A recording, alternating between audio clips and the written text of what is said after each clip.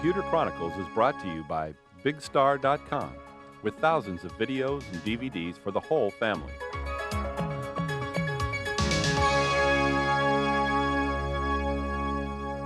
Hi, and welcome to this special edition of Computer Chronicles. We're in Amelia Island, Florida, covering a conference on e-commerce being put on by Businessweek magazine and PeopleSoft.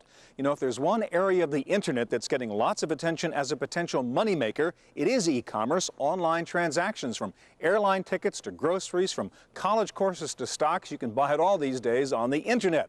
We're going to take an in-depth look at the future of e-commerce and, for the present, how you can benefit from this new world of online shopping. One of the icons of success in e-commerce is Dell.com. Dell went online to sell direct and very quickly shook the entire computer industry by ringing up sales of over $10 million a day. The other e-commerce success story is Amazon.com. Amazon took on well-established bookstores like Barnes & Noble and Borders and turned the book business upside down by reaching sales levels of over $50 million a month. Rick Van Zura is Senior Vice President for Electronic Commerce at Borders. Van Zura says books are the perfect product for e-commerce. Well, the advantages of this channel are pretty clear in that to date there's never been an effective book or media catalog because the title count is just so vast. It's 3 million just books alone, and in the hundreds of thousands when you talk about music and video. So I think one time somebody tried to construct a physical world catalog for books and it weighed 40 pounds. Nobody's going to look through a 40-pound catalog. So now what the internet has allowed is this enormous database capability, which for the first time really allows a customer to go through that entire 3 million title count efficiently and to slice and dice it any way the customer chooses. Borders is in quite a different situation from Amazon. Amazon is e-commerce only. Borders has to worry about the possibility of cannibalizing its existing storefront business. But Van Zura says the Borders online site is having little impact on its physical stores. And we believe it's because the value proposition is fundamentally different. If people shop on the internet, they're shopping largely for the database capabilities and convenience. When folks shop in the physical world stores, they're shopping today for the same reasons they've been shopping all along, and that's for the tactile experience, the immediacy, the community, and the relationship that you only can get through the connection with the physical world. Ron Shevlin, analyst with Forrester Research, says cyber stores are generally not adding new customers, just shifting existing ones. This is becoming more of a convenience at the moment rather than expanded service levels. So things that I would normally buy anyway, and perhaps anyway even from that particular provider anyway, I'm just buying it from them online. It's more of a cannibalization of their existing channels than it is an increase in their overall sales levels. Many e-commerce businesses are facing this dilemma, trying to figure out how a web presence can complement rather than compete with their existing business. That is certainly an issue in the online brokerage business. Blake Darcy is CEO of DLJ Direct, one of the early pioneers in online trading. We were fortunate in that we didn't have the same type of channel conflict than, say, a Merrill Lynch has with their huge brokerage network. DLJ has about 350 brokers. They focus on very high net worth individuals, and they offer a really different type of product than DLJ Direct offers. They offer financial planning services for high net worth individuals, proprietary products and services. So while they were a bit concerned about what we were doing, they were not as concerned as, say, a Merrill Lynch broker would be about Merrill Lynch going online. The other e-commerce problem DLJ Direct is dealing with is trying to avoid getting trapped in the current e-commerce price wars. Well, we certainly don't want to have to compete and be the lowest price broker. So our strategy is really to provide higher end types of products and services to the consumer. So we are offering services like access to DLJ IPOs. We're offering access to DLJ research online. And those are things that no one else has access to. And you'll see us developing other types of high-end products and services that really address the high net worth individuals to a large degree and the people who are very serious about managing their money online. Another company trying to deal with e-commerce channel conflict is Mattel, the toy company. To avoid problems with their all-important retail channel, Mattel is primarily using its website to enhance their brand names and establish stronger ties with their customers. Well, our websites were basically designed to deepen and enhance the relationship between our consumers and our brands. And that's the reason that we've chosen to make all of our sites highly branded sites. So we've chosen to go the route of naming them Barbie.com, HotWheels.com, Matchbox.com. What they're intended to do is to involve consumers with our brands very, very deeply. It's primarily to drive them into retail. But we do offer some customized and personalized product not available at retail through those sites. But Mattel is doing something rather unique on their website. Customization is a hot e-commerce topic, and Mattel is combining that strategy with an idea from the PC industry, build to order, to offer custom-made Barbie dolls online. What we've tried to do in our transaction is really deliver on products that you can't get, experiences that you can't get at retail. And the best example of that is a product that just launched 2 weeks ago called My Design Barbie. And that gives the consumer the opportunity to go in and actually design a doll. So you can pick the skin color, the eye color, the hairstyle. You can actually name the doll and personalize the doll with attributes so that each doll is truly one of a kind and made just for you. Using the internet to offer personalized service to the customer is a common theme in the online travel field. Hilton Hotels, for example, is using their e-commerce site to provide a kind of customized service which would be impossible on the phone or even in person. What's really going to drive this market is innovation and new programs and really getting service levels to levels that really just don't exist today. And we think you need to make constant investment into your site, and Hilton's doing that. You know, we are investing a significant amount of funds into our site in order to deliver better product and service to the user. And we think the difference is going to be personalization, is really knowing the user, knowing what their likes and dislikes are, and really almost being intuitive and helping people make the right decision for them. One of the most popular and early applications of e-commerce has been booking airline tickets. There, too, the airlines see personalization as a major attraction. Well, we can look at the routes you normally travel. We can, obviously, the profiles about where you like your seating to be, whether you normally travel with your family, all these kinds of things, so that we can begin to hopefully even send out to you via email announcements of things that we think you would like. We happen to know that you normally travel to New York, so we want you to know about fares that we have that are very competitive to New York. TWA, like any airline, is heavily dependent on their network of travel agents, so selling tickets online presents the usual channel conflict problems. Anytime you start something new or anytime you change, it's a threat. It's a threat to everyone. But I think the internet now is becoming a fairly household term, and I think we all need to learn to use it, really, to give us that additional option for our customers, because people are beginning to expect it. We're not going to be the only airline out there without a website on which you can actually book your own tickets. There is another side to the channel conflict problem, internal resistance. In the corporate world, that often comes from existing management. For many executives, they've built their career, whether they be 35 or 55, they've built their career and their success around delivering value and delivering on the other channels. And now we're making, positioning that, yeah, you've got to change your organization. It's a huge cultural change. And I'm not to say it's an age issue, but because for the many organizations like IBM, that's certainly not in any organization that's thought of as a young organization. But they have been very progressive in making this move and recognizing the importance of this channel, both internally and for helping their clients. The resistance to change problem is particularly interesting in the nonprofit sector of e-commerce. Universities are moving quickly to shift many services and even courses to the internet, and on some campuses there is faculty resistance, but to no avail. It almost doesn't matter. The student pressure is unbelievable. When we first did web stuff, the students said, "Thank you. You guys are doing great stuff." But then they soon added pressure. Hey, I came from the University of Maryland, and they could do this on the web. Why can't you? Well, they're now getting militant, where they simply do it themselves. Students will take a course catalog and load it on the web themselves and make a search engine. Or they'll do a faculty evaluation and put evaluations of faculty on the web themselves. So they beat the IT group to the punch because they've actually become militant about it. So the pressure is there, and the faculty aren't going to be able to just stand in front of the chalkboard with chalk. They have to deliver the services to the students using the electronic technology. One of the real challenges for any online business is to turn browsers into buyers. Many people surf the net and visit e-commerce sites, but never actually buy anything. The perception is that it's because consumers are worried about credit card security on the net. But Dave Evans, CIO at JCPenney's, says that's not the case. Security concerns over normal business transactions on the internet has been overdone.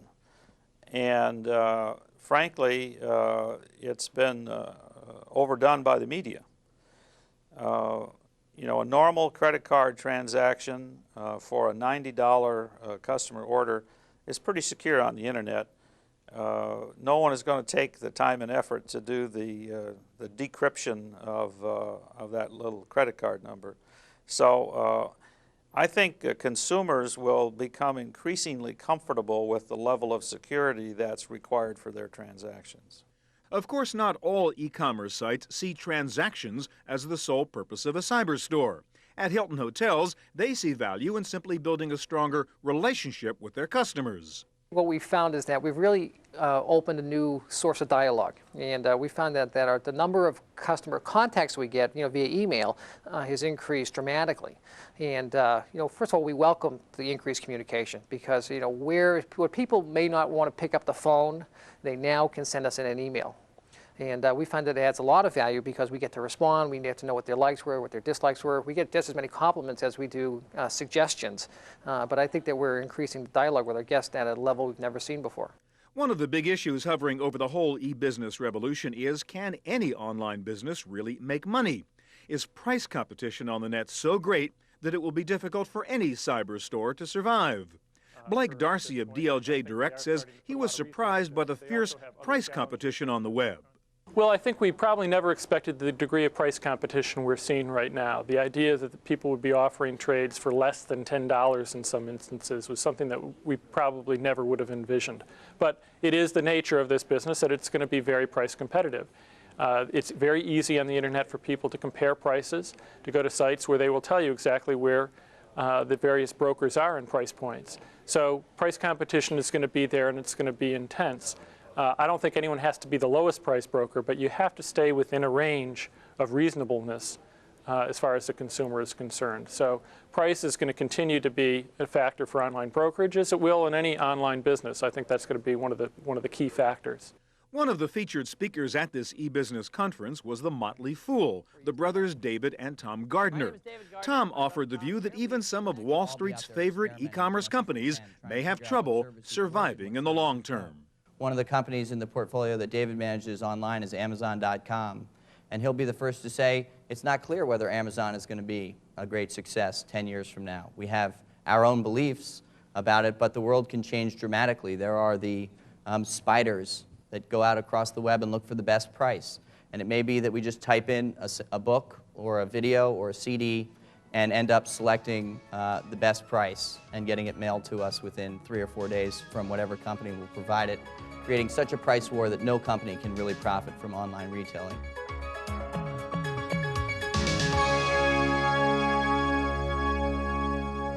While many of us are already comfortable buying things online like computer products or airline tickets or books, that is just the tip of the iceberg. Not only is the range of products being offered online expanding quickly, but the internet is fundamentally changing the relationship that a business has with its customers. Perhaps the best example of how the internet and the e-business model can change the relationship between a company and its customers is Federal Express. A few years ago, FedEx decided to put up a website that would allow their customers to get into the FedEx internal tracking system and check on the status of their packages. It turned out to be very successful. Customers were thrilled to be able to do their own tracking, and FedEx was thrilled to be able to offload the cost of doing it. One of the speakers at this e-business conference was Rob Carter, CTO of FedEx's parent company, FDX Incorporated. Carter says that the secret of the success of FedEx.com is hiding the technology complexity behind a simple web interface. Because I'm going to tell you a little secret that's interesting. The fact is when you key in that transaction number on a FedEx tracking screen on the web page, it's actually firing off an IMS transaction to a mainframe database. Well, you know, the reason I tell you that is because what's happening with the internet is this amazing convergence of all kinds of technologies, and the people that are using it really don't have to be aware of all that complexity and heterogeneity that's out there.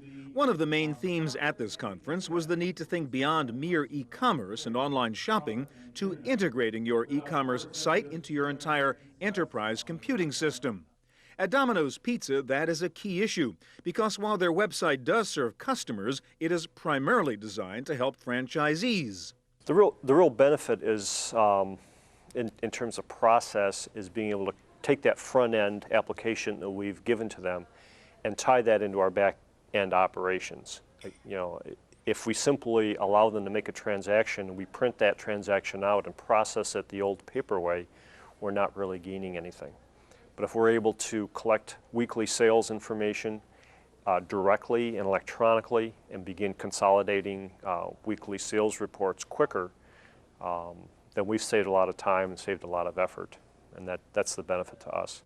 Of course, the overall business objective of using e-commerce technology is to increase revenue and lower costs. Doing business on the web, we find, is driving our costs down. In fact, literally with the millions of people that come to our site, we could not service those people if they had to call us on the telephone. We really have to develop whole new res centers to service the number of people that are now visiting Hilton. And obviously that's very expensive, and we don't think we really just can't afford it. So doing the web has really opened up a new avenue for people to interact with us.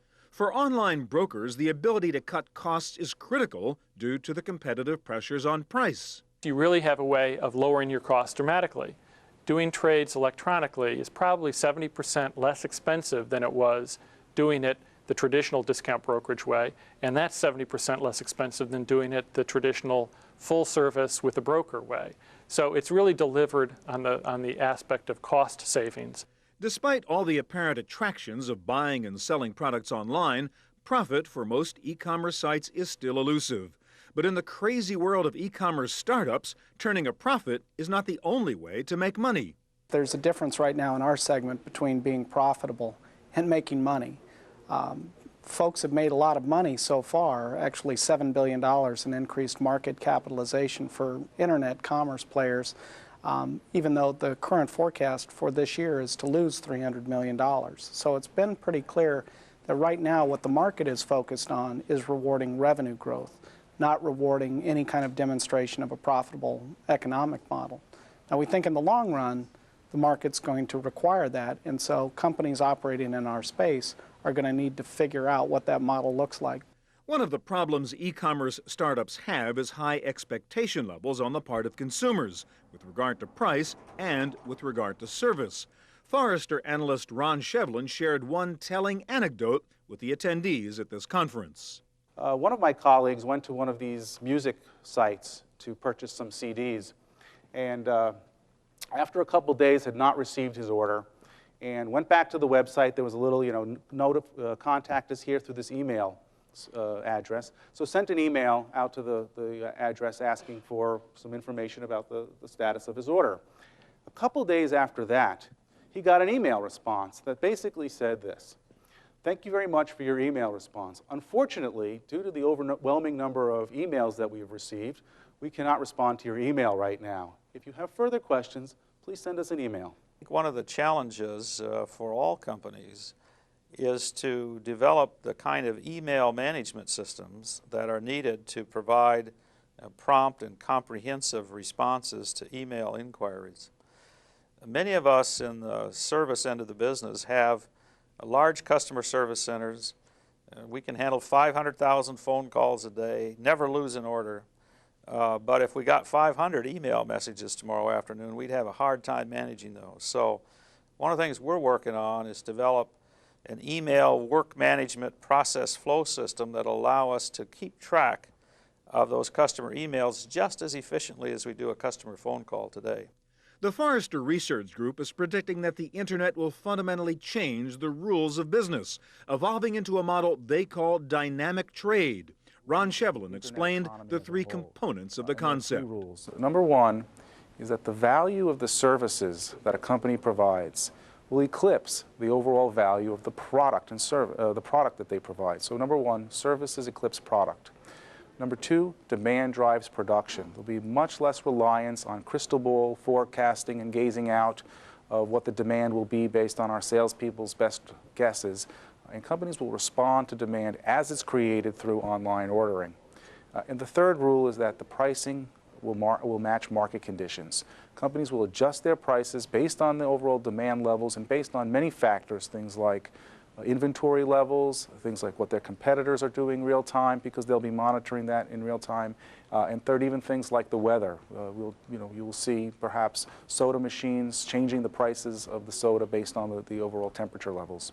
This notion of real-time demand pricing is already happening on the internet, especially with airline fares. Certainly the ability in real time to offer hot fares certainly gives us a lot of opportunities to maybe promote flights that are going with perhaps some empty seats, or to, again, do some things that we haven't been able to.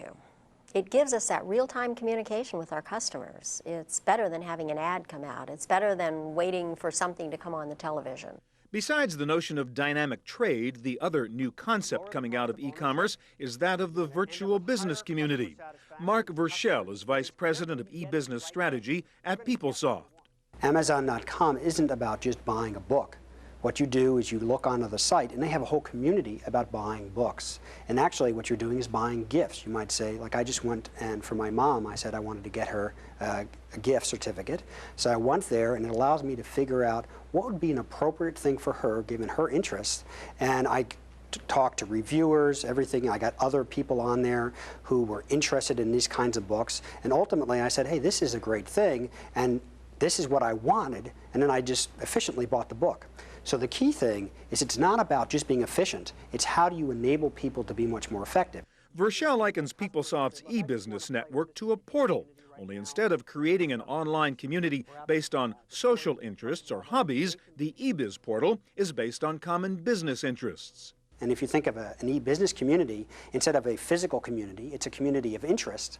Just like people have communities on scuba diving now, or mountain climbing. Well, what the communities here are based on business activities. And what happens is your business activity is taking a business trip. And all that information that you get around that is very relevant to you because you're in the process of setting up a business trip. So that's really the key thing we looked at, is how to integrate all of this content in a way that was very relevant to the person that's trying to accomplish business goal.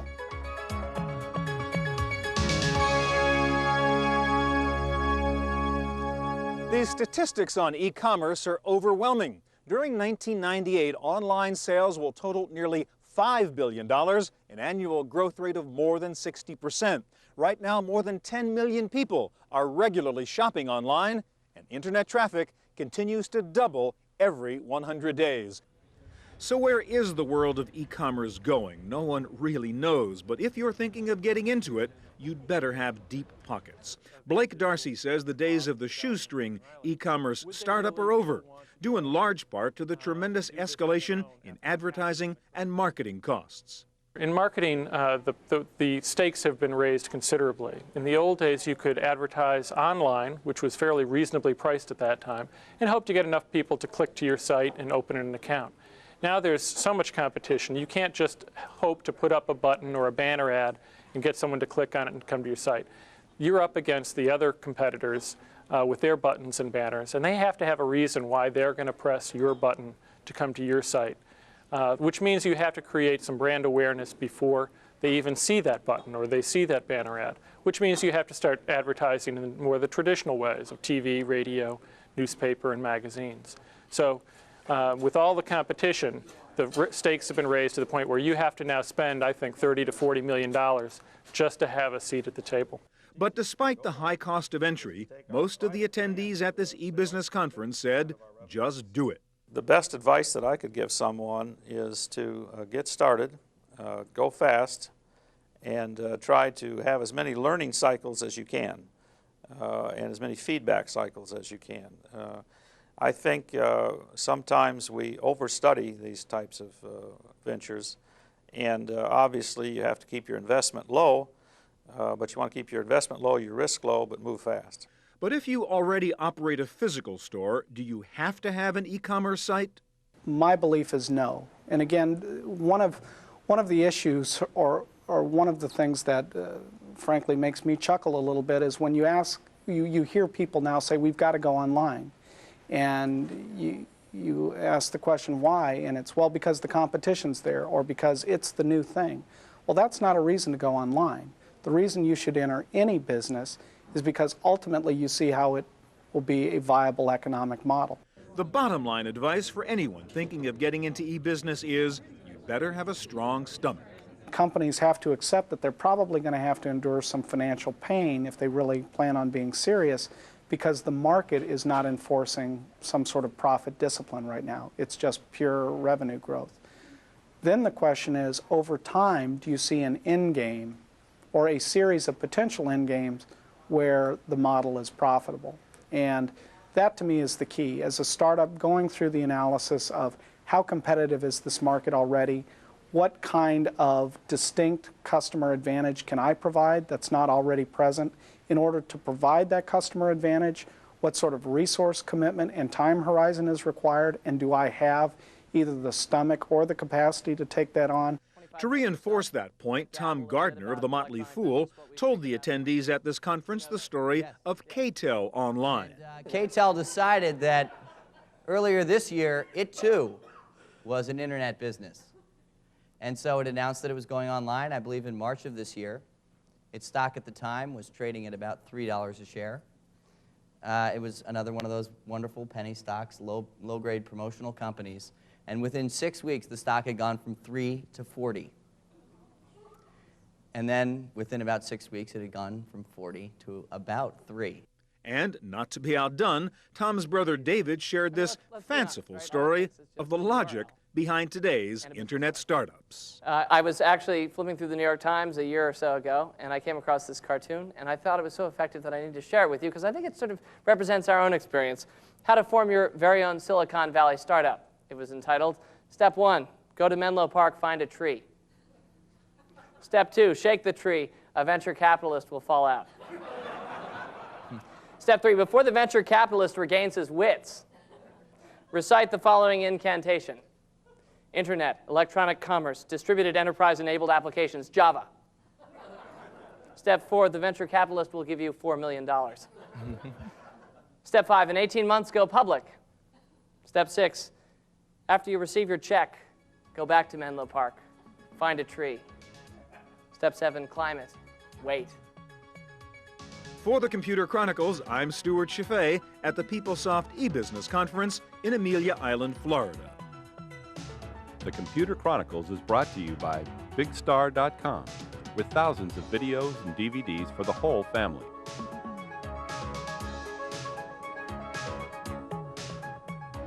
To purchase a videotape copy of today's program, call toll-free 1-888-310-7850.